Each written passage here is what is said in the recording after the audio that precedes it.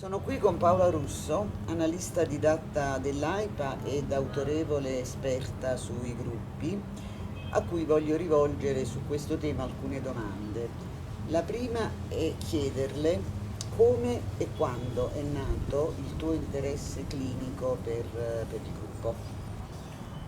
Il mio interesse per la gruppalità nasce da molto lontano, a partire dalla mia esperienza istituzionale, dal manicomio al servizio di diagnosi e cura, ai servizi territoriali per la tutela della salute mentale, laddove mi parve immediatamente chiaro che il disagio mentale non fosse una faccenda privata, personale, soltanto di un individuo, ma si ponesse all'incrocio tra articolate dinamiche familiari, sociali e delle stesse istituzioni preposte alla organizzazione sia dal punto di vista per l'appunto delle strutture sia dal punto di vista delle professionalità. Successivamente, entrata all'AIPA e completate le analisi personali, intrapresi un percorso gruppale con Vincent Morrone, che è stato uno dei primi che ha portato in Italia il discorso e la terapia dei gruppi, e successivamente feci con lui l'osservatore partecipante nei gruppi che lui conduceva, e da qui mi appassionai al gruppo. Beh, questa prima domanda ne richiama necessariamente un'altra, cioè in che modo la tua attenzione sia teorica che clinica al gruppo, alla gruppalità, ha secondo te dei rimandi con la psicologia analitica e quindi con il pensiero di Jung? La posizione critica di Jung rispetto al gruppo, inteso come il collettivo e inteso come perciò in opposizione al processo di individuazione, è stato molto dibattuto. Certamente alcune sue affermazioni sono molto forti, una è particolarmente sferzante quando dice 100 teste intelligenti messe insieme danno un idrocefalo, no? Però quando successivamente in psicologia, a partire da psicologia del transfert, Jung, esplorando le dinamiche alchemiche, transfert contro transfert, perviene a un diagramma di campo, allora la relazione diventa centrale, e quindi il gruppo, possiamo dire immediatamente, non è più concepibile in termini di collettivo, ma la socialità viene piuttosto intesa come intersoggettività. D'altra parte, successivi sviluppi della ricerca post-junghiana sono stati prodotti già dagli anni 70, per esempio penso a Romano Fiumara e ai grandi contributi di Pier Giacomo Migliorati, senza dimenticare per esempio i lavori di Zanasi sul sogno e anche di altri colleghi junghiani che fanno esperienze con i gruppi, e quindi non c'è più quella contrapposizione che all'inizio sembrava diciamo troncare proprio le gambe a qualsiasi possibilità di gruppo, anche perché bisogna pure dire che, come diceva Barbara Ann nella biografia di Jung, Jung spesso ripeteva: non si può realizzare l'individuazione sulla cima dell'Everest.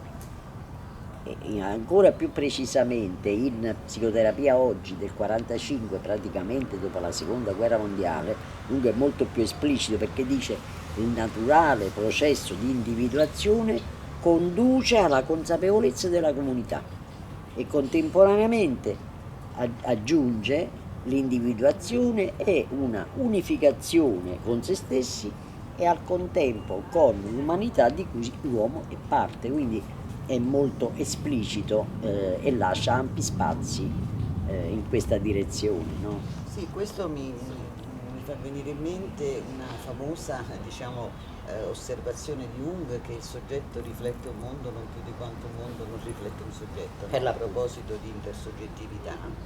e questo breve excursus che tu hai espresso, hai percorso,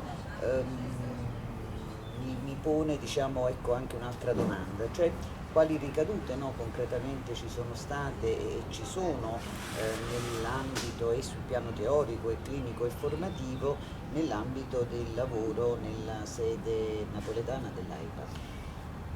La sede napoletana dell'AIPA, fin dalla sua costituzione, ha curato un filone di ricerca e intervento centrato sul gruppo, quindi tra gruppo e psicologia analitica. Il nostro gruppo, diciamo, di lavoro e di studio ormai ventennale si occupa di ricerca appunto sui modelli, sulle dinamiche gruppali, eccetera, a partire anche dalle esperienze di interventi fatti in ambito gruppale, sia per quanto riguarda la clinica che soprattutto la formazione. Infatti nella sede dell'AIPA sono stati attivati molti corsi sia di base che diciamo avanzati, e anche su commissioni esterne da parte prevalentemente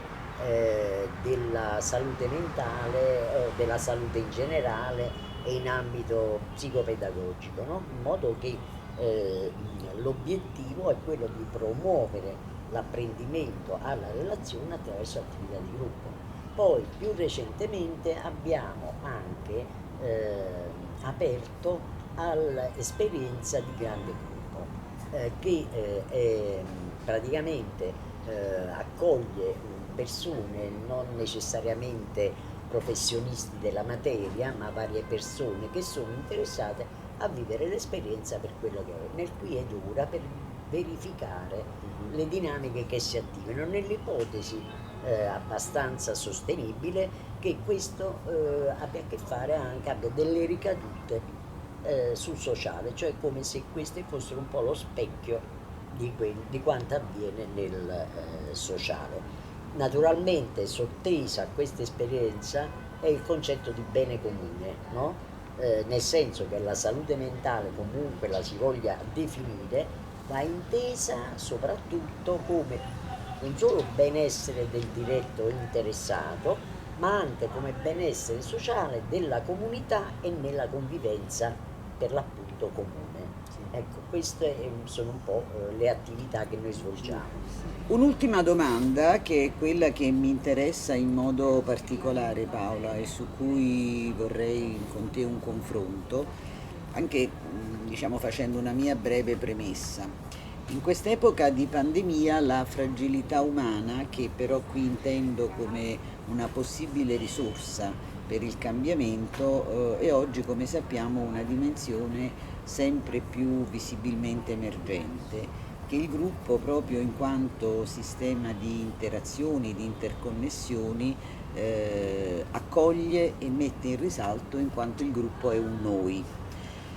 La consapevolezza e il riconoscimento della sofferenza comune credo possa intendersi proprio come un punto di forza, no? Di condivisione, in quanto l'idea che sempre più si fa strada è che è l'unione e non la divisione che ci rende più forti. In questo senso il gruppo può diventare vettore di un cambiamento di cultura nello stesso processo di cura, cioè orientando il legame di ciascuno e con se stesso e con il mondo verso nuove forme, nuove prospettive germinative? Questa è la domanda che, come dire, questa domanda apre temi molto importanti che riguardano, non so, la salute, il concetto di malattia, il concetto di guarigione, che certamente qui non abbiamo il tempo di affrontare, però proprio il lavoro con il gruppo stimola e si connette a queste significative e importanti dimensioni della cultura, quindi è veramente un importante invito a riflettervi. Quindi io ti ringrazio e ti ringrazio soprattutto per questa ultima risposta che mi darai. Senti, gli ultimi eventi accaduti nel mondo in questo periodo, non solo la pandemia, ma soprattutto la guerra, gettano un'ombra lunga e spessa su temi come gruppo, gruppalità, comunità, polis, che minano la fiducia nella capacità dell'uomo come soggetto sociale. Le psicologie del profondo non possono sottrarsi a una interrogazione su questi temi, un'interrogazione che si è fatta sempre più pressante, potremmo dire. D'altra parte è pure vero che una sensibilità a questi temi si è già mossa perlomeno agli inizi degli anni 90 e si è andata sempre più sviluppando, portando avanti un filone di ricerca che per l'appunto da parte di analisti junghiani interroga il rapporto tra psiche e politica, intendendo ovviamente quest'ultimo come polis. D'altra parte è pure vero che Hillman già molti anni fa ebbe una posizione molto radicale, sottolineando con forza che la politica non può essere esclusa dalla stanza dell'analisi. No, lui dice in maniera molto, dice, noi siamo diventati perfetti come analisti, come pazienti nell'interiorizzazione, nelle varie cose, mentre abbiamo completamente scotomizzato e rimosso la psiche, no? E dice, aggiunge, pure dicendo che le istituzioni sono malate, eccetera, eccetera, andiamo a cercare il motivo della sofferenza nella psicopatologia dell'individuo e non ci occupiamo della polis. Quindi oggi in particolare le vicissitudini della guerra in Ucraina ci richiedono un grande sforzo individuale e comunitario per produrre un pensiero nuovo che sia in grado, come dire, di aiutarci ad essere umani in un modo sempre più efficace per fare comunità. Quindi direi di sì alla risposta che tu hai dato. Tuttavia bisogna tener conto che il tema, per esempio, della guerra, del male, della distruttività è un tema ineliminabile nella nostra vita di esseri umani. Freud, rispondendo a Einstein come dire, nel carteggio intercorso fra loro nel periodo della guerra, a proposito della guerra, diceva tutto ciò che promuove l'evoluzione civile lavora contro la guerra, no? E in un certo senso anche per Jung la guerra è l'ombra archetipica della distruttività e che si connette inevitabilmente al tema del male. Ma entrambi, sia Freud che Jung, raggiungono la stessa conclusione, cioè se per Freud Eros e Thanatos sono presenti e indispensabili perché la vita si muove e si basa sul loro concorso, così per Jung le spinte oscure e perfino distruttive partecipano al destino individuativo della persona. Quindi tocca a noi trarne le conseguenze. E per citare padre Dante, qui si parrà la tua nobilità. Grazie.